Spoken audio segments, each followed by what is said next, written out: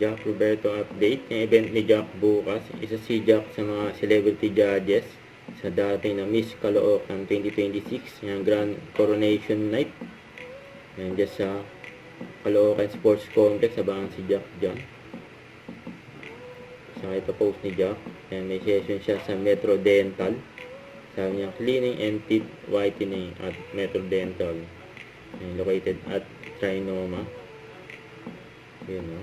Ayan, session ni Jack. Ayan, ganda ng ngipin ni Jack, oh. Linis na, ang puti. Saka ito pa yung IG story ni Jack. Ayan, pinagluto siya ni Donna.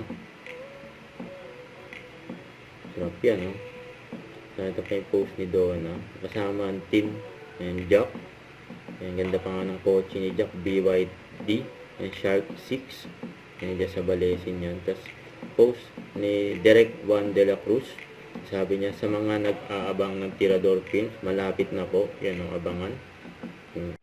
Don't forget to subscribe, click the notification bell for more updates. This is Richard the Action Vlog. Stay tuned for more videos. See ya.